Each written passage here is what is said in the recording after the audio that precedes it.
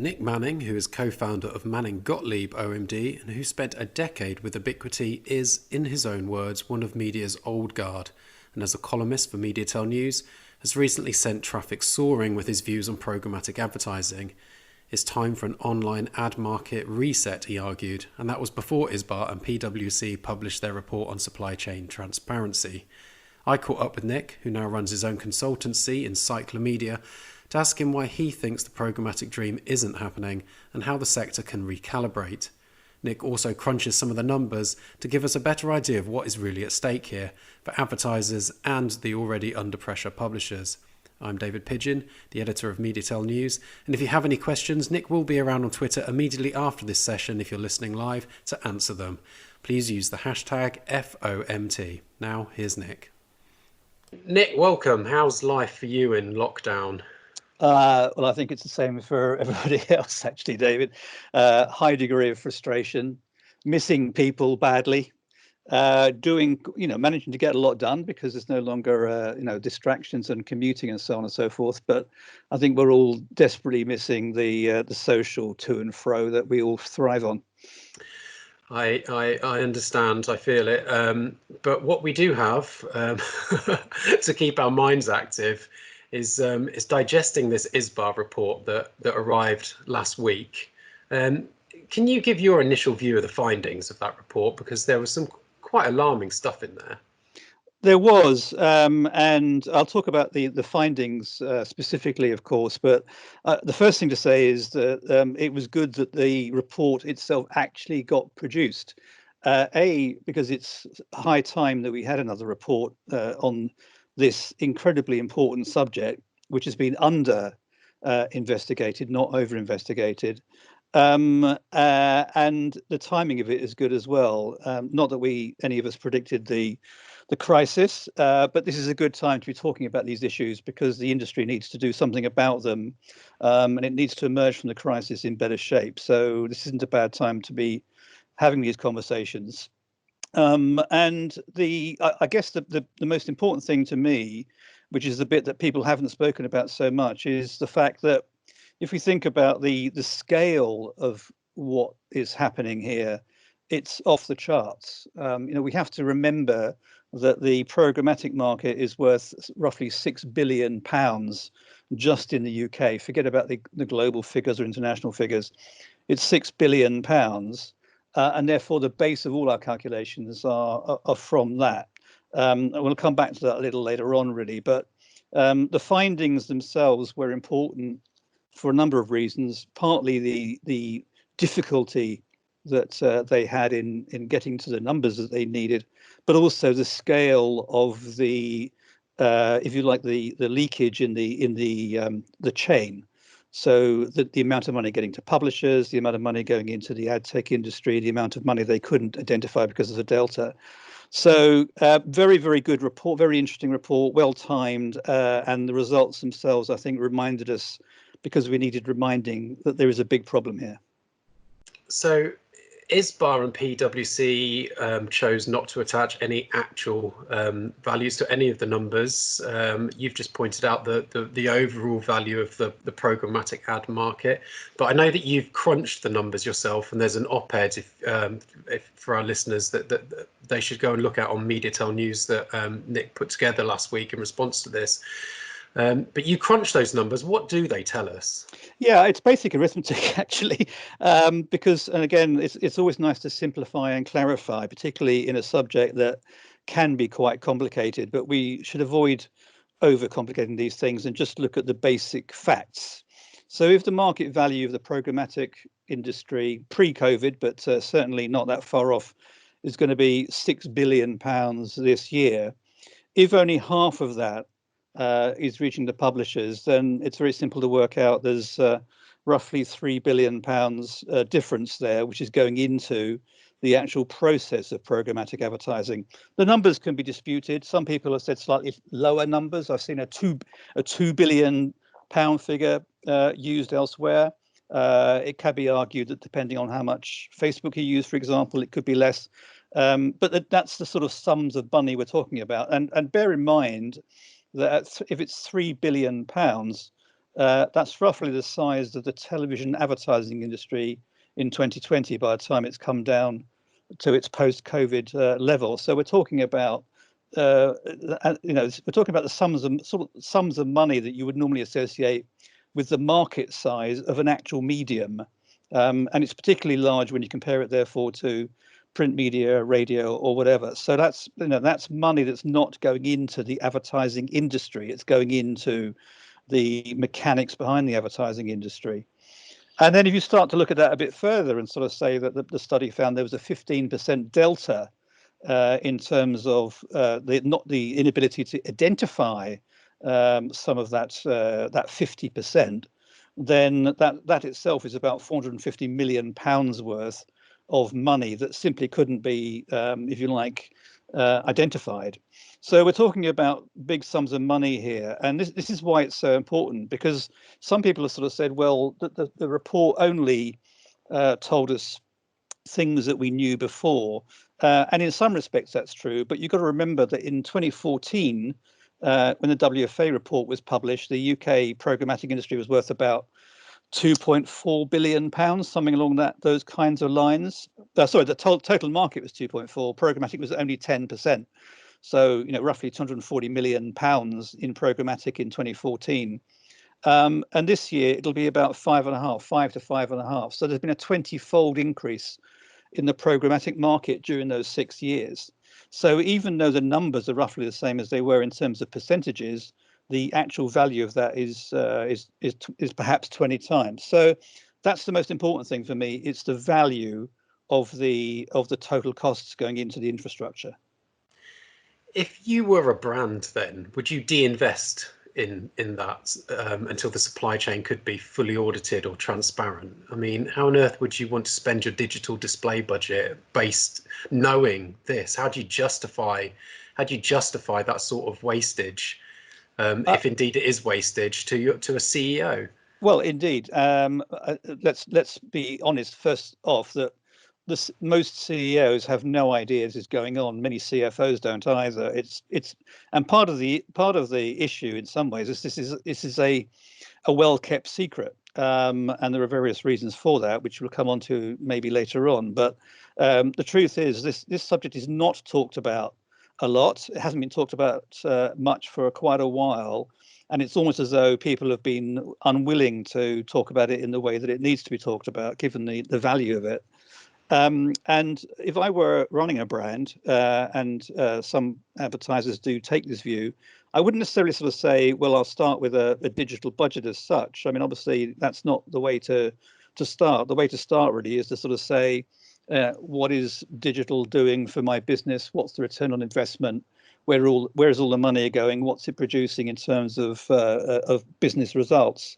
And if I couldn't prove that, the value of it to my brand and to my business, then I may not be doing any digital marketing or digital media at all. And there are one or two very smart clients who have reached that conclusion, much against the rest of the industry in many ways. So if I were running a brand, the first thing I would sort of say is, right, what does this medium do for my business? What's the return on investment? And then I would investigate all of the costs forensically down the supply chain to identify where the money is going and what value is being added by the different parts of the supply chain. None of this is particularly none of this is rocket science, that you would do it for anything else. It's just that the programmatic industry has made it very hard to actually deliver that kind of forensic analysis. So you say the programmatic industry there, is that who we blame for this, or is everyone in part to blame? It's not just those extracting money from the supply chain, but perhaps brands have been lazy and not questioning it, or have the agencies got some role to play in that they perhaps haven't helped navigate something that's always been notoriously complex? Where do we apportion that blame?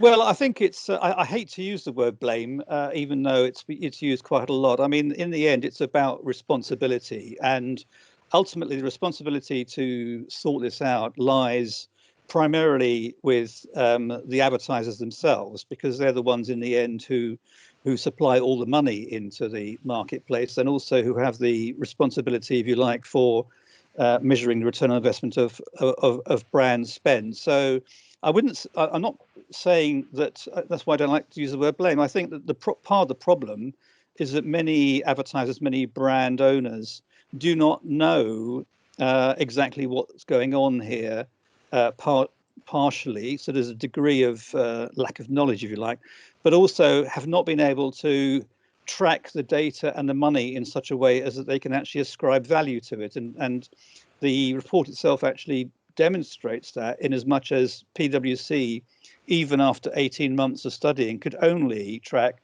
roughly 12% of the impressions that they were trying to match through the system. 12% is an incredibly small number that they could actually match. And this, as they point out in the report, is at the best end of the market. This is the premium market, not the long tail.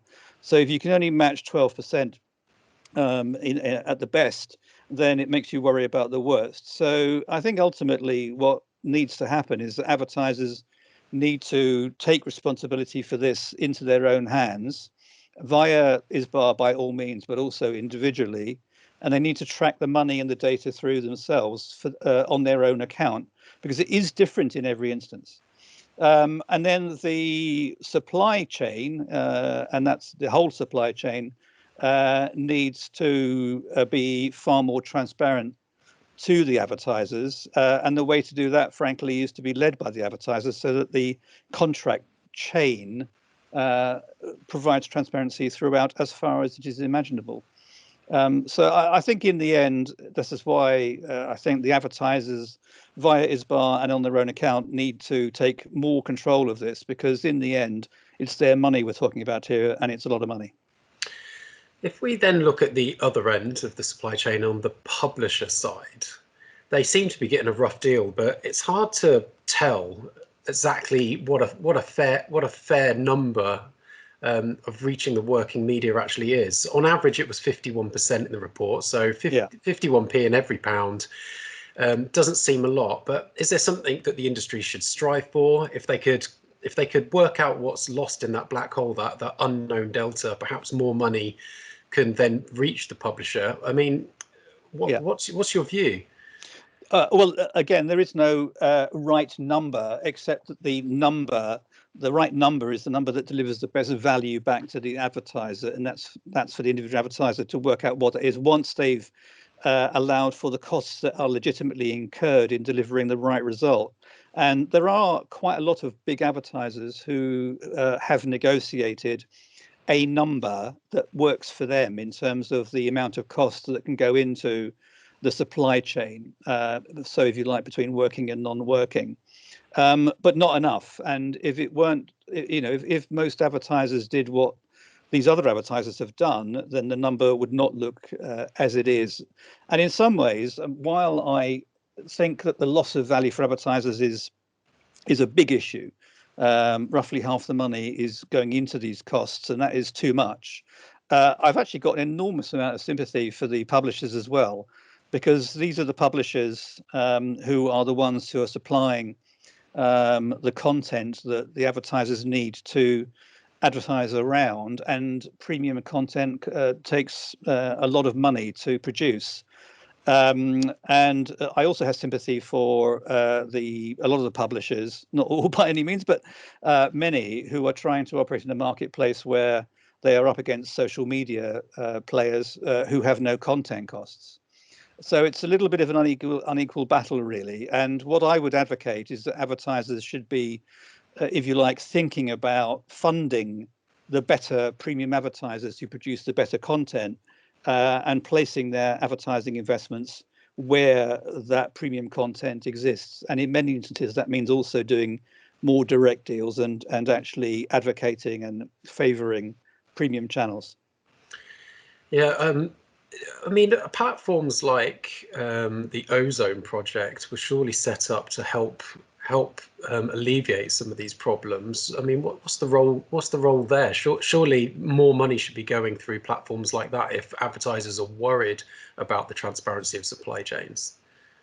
Yes, they should, but that needs to be promoted.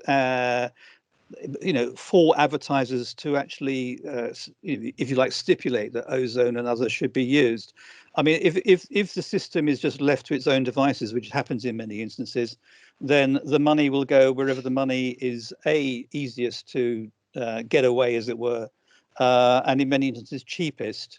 And that's not the way the market should work. And of the two articles that I've published in Mediatel over the last month or two, the first talks about this quite a lot, which is that part of the problem is that in many respects, programmatic has got out of control, to the extent that most impressions are treated equally, because that's the currency of the industry. And if you do that, then you start to lose sight of the value of audiences and the quality of impressions, particularly when you consider that there is so much of the marketplace which is comprised of artificial impressions and ad fraud and so on and so forth. So in the end, the Ozone Project is doing a fantastic job of promoting the quality end of the marketplace. It simply needs to be more obvious to advertisers how they can actually access those platforms. And in that, of course, the role of media planning plays a significant part. And that's where the agencies need to be, if you like, providing advertisers with the best quality advice. You mentioned agencies there. A lot of people were keen to speak about this. Other people were less keen to speak. I mean, we tried to get the views of brands, and it was actually quite difficult to do. But obviously, publishers came to us. But we haven't really heard anything from the agency bosses reacting to this. I mean, why not?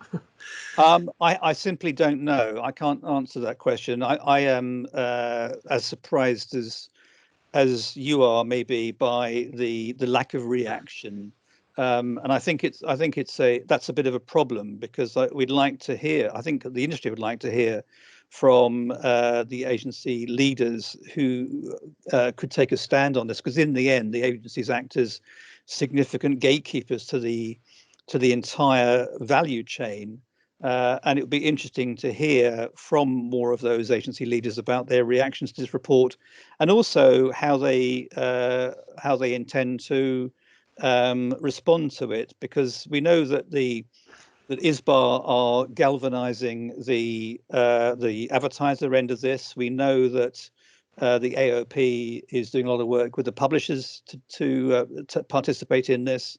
It would be good to understand how the agencies and their trade bodies also plan to get involved in the solution for this, because I think it's something that the industry as a whole needs to galvanize around, and we simply can't allow it to happen much longer. So the agencies need to be absolutely involved in that debate.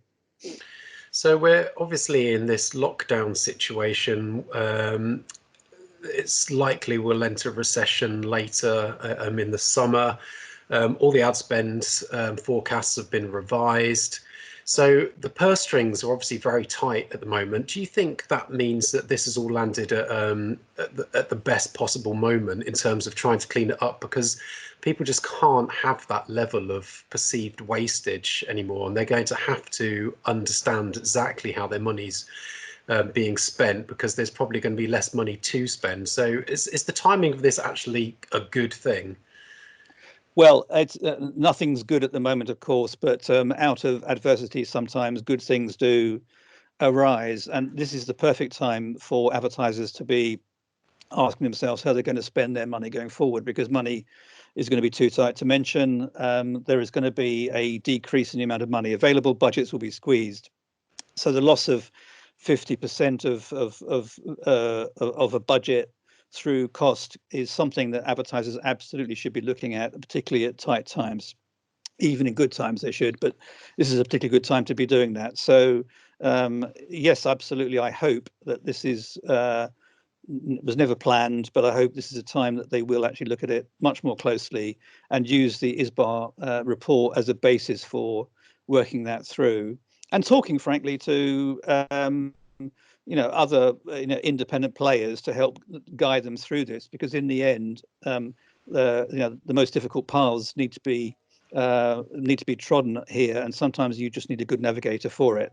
And so I'm sure that advertisers will be looking to other independent parties to help them navigate through this in the way that PwC were trying to do on behalf of ISBA. Now, I mean, publishers have had a hard time with this for years now. It's just that this report obviously did quantify it in a much more meaningful way for the first time. I suppose on a surface reading, you could argue that it was good news for publishers if people reappraise the quality journalism and how that should be funded, especially in times like this. But perhaps then it's actually even better news for their arch rivals, the Google and Facebooks of this world, who might just try and lure people towards the walled gardens. Do you think that's likely to happen? Well, to a certain extent, it is likely to happen in as much as Facebook, have got a very strong argument here in terms of how they go about doing these things, and sorry. It is another reason why people might turn to the walled gardens to a greater extent if they feel that's where their money is better invested. Having the role of the media planners in this equation is to advise their clients on the best way to cover the marketplace. So any decent media planner should be looking at the whole of the marketplace and saying, what is the role of the social media platforms in all of this, taking into account the context that they provide versus the context that's provided by others, and coming up with a balanced plan across a number of different points. So, for example, the studies show that campaigns are appearing on roughly 40,000 different websites. And now that is ridiculous. There's no way that campaigns should be appearing on that number of websites if they're being well planned in the first place and well managed and controlled. So really, what should be happening is that any decent campaign should be comprised of a balanced diet of the right kind of inventory, whether that be across social media platforms or non-social media platforms. So while I think that there is potentially a good argument here for the walled gardens, it's up to the non-walled gardens to make their case and state it clearly here, and demonstrate where they're adding value and how they're talking about minimizing the wastage going into the system. We're almost out of time, Nick. So just to sum up, can you give us what would you like to see happen next? What's the immediate step that the industry has to take to solve this problem once and for all? Well, again, I think the industry has to have a robust dialogue at a total level, which is what ISBA and AOP and IPA and so on are planning to do. But in the end, it has to be down to the individual advertisers, and it is the advertisers we're talking about here, to take control of this agenda and drive it for themselves, and not in isolation of the industry dialogue, but as well as look at their own interests and their own supply chains and what's best for them, reaching their audiences for their brands. The other thing which I wrote about in Mediatel is this whole concept of impressions as a currency. It's a very, very questionable basis for planning and buying online advertising if it isn't, if you like, associated with other metrics and other forms of data and research that can help inform a strategy. Unfortunately, it's become very much the sort of, if you like, the almost like the liquid strategy of the industry, and as a result, it's prone to all sorts of misuses and abuses. So advertisers and their agencies need to be far more considerate about how they plan and buy online display advertising, and not just default to an impressions number that by itself does not mean very much, but also is open to issues of abuse, including things like ad fraud. Well, I'm afraid that's all we've got time for, but it's been fascinating to speak to you. Thank you for your time, and hopefully we can come out of lockdown with a recalibrated market, or at least the first steps towards one. Cheers, Nick. It's my pleasure. Thanks very much, David. Cheers. Bye-bye.